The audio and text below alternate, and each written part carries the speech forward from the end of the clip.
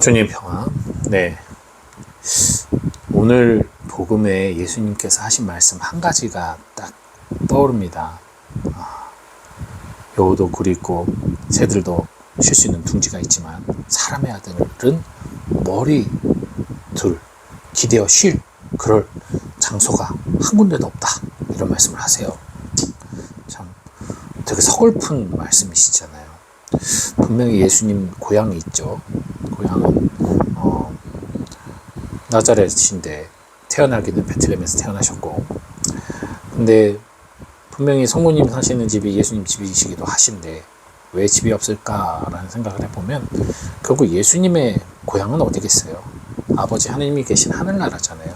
하늘나라가 그분의 고향집이고, 그분은 그 집을 떠나와 선교지인 이 세상에 오신 거예요, 사실. 그러니 죽기 전에는 갈 수 없는 나라잖아요. 하느님 나라. 그냥 가지도 못하고 선교 사명을 완수해야만 하셨죠. 그런데 이 세상에 오신 그 모습이, 이 타향살이가 이사야 예언서의 말씀처럼 죄인 중에 한 명의 모습으로 오신 거예요. 인간이 죄인이고 모든 인간은 죄인일 수밖에 없었기 때문에 죄인들 가운데 한 사람으로 오셨어요. 하느님이, 죄가 없는 하느님이, 죄를 모르시는 하느님이. 그리고 그들과 함께 있으면서 그들을 죄에서 해방되어 영원한 나라로 가도록 이끄시는 게 바로 예수님의 사명이었죠. 누가 생각나요? 모세가 생각나요. 또 한 명이 더 생각납니다. 여호수아가 생각나요. 예수님은 보세요. 모세는 그 이집트 종살이 하던 히브리인 중에 한 사람으로 태어나요. 뭐 중간에 왕자가 되기도 하지만, 그래서 모세는 이집트, 즉 죽음의 땅, 그 땅에서 노예 생활에서 그들을 해방시켜 나옵니다. 모세 역할이 그거예요. 예수님도 죄인들의 중에 하나인 사람으로 태어나셔서 사람으로서 그들을 죄에서 해방시켜요. 자, 그 다음 중요한 거죠. 모세가 가나안까지 그들을 이끌지 않아요. 그 다음에는 그 노예 생활했던 이들의 아들 세대인 여호수아가 그들을 가나안으로 이끌죠. 사람의 아들인 예수님께서 천국으로 이끕니다. 예수님께서는 그 둘의 역할을 한꺼번에 하셨어요. 그래서 결국 히브리인들에게 고향은 아브라함이 살던 그 가나안이었던 것과 같이, 히브리인들의 조상인 아브라함이 살던 가나안이었던 것과 같이 그리스도인들의 고향은 사실 하늘나라예요. 저는 평택에서 태어났지만, 육신은 평택에 태어났지만 세례를 받으면서 그리스도인으로 거듭난 순간 저희들의 탄생지는 하늘나라가 되는 거예요. 본적은 이미 저희의 고향은 하늘나라입니다. 그리고 우리가 해야 될 것은 하늘나라에서 오셔서, 세상에 오셔서 하늘나라로 사람들이 갈 수 있도록, 즉 새롭게 태어나서 고향을 하늘나라로 옮길 수 있도록 예수님께서 선포하셨던 것과 같이 우리들도 그렇게 사람들로 하여금 이 세상에서 죽고 하늘나라 사람으로, 천국민으로 다시 태어나도록, 세례를 통해 거듭나도록 도와주는 역할이 바로 천국 생활을 하는, 이미 천국 생활을 시작한 저희들의 사명이라고 할 수 있겠습니다. 그러니 예수님이 머리 둘 곳조차 없다라고 하신 말씀은 당신의 고향으로 가고 싶다는 얘기예요. 얼마나 고향이 그립겠어요.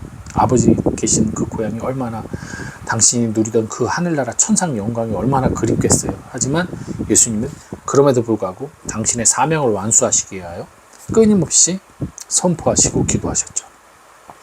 그리고 이웃을 사랑하시고 그들과 함께 축제의 삶을 사셨어요. 저희들도 마찬가지입니다.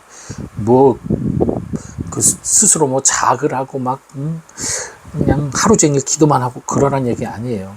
예수님처럼이에요. 예수님처럼 즐기고 행복한 삶을 살면서도 또 한편으로는 열심히 기도하고, 또 제자들과 함께 세리들이라던가 아니면은 어디죠? 우물가의 여인과 대화하실 때처럼 예수님도 티키타카를 하세요. 만남도 즐기시고. 예수님 유머러스 하신 분이세요. 사람들과 함께 유쾌한 대화도 하시면서도 또 한편으로는 또 여러 가지를 통해서 가르칠 수 있는, 저는 그런 생각이 듭니다. 나중에 어느 때 한번 강론 때 한번 얘기를 할 건데, 강론이라는 게 사람들에게 들려주는 거잖아요. 하느님의 말씀을 설명하고 선포하는 건데, 그들이 듣고 싶은 이야기를 해주는 것이 아니라 그들이 들어야 할 이야기를 해주는 게 강론이란 말이죠. 네. 듣고 싶은 이야기, 위로가 되고 기쁨이 되는 이야기, 그것도 좋지만 때로는 듣기 거북하더라도 그들이 반드시 알아야 될 이야기들, 예를 들면 죽음과 같은 것을 이야기할 수 있어야 돼요. 죄 사람들 듣기 싫어요. 말하는 것도 싫죠, 사실은. 하지만 안 할 수는 없는 거죠. 그것처럼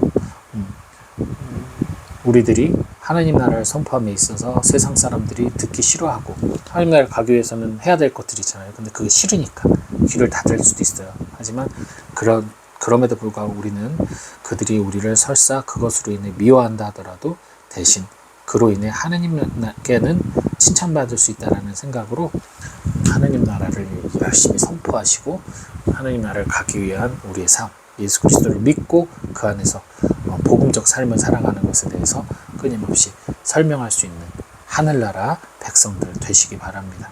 또 오늘 에스겔 축일 맞은 분들, 제가 아는 에스겔 몇 분 계신데 축하드립니다. 축하해. 주님 평안.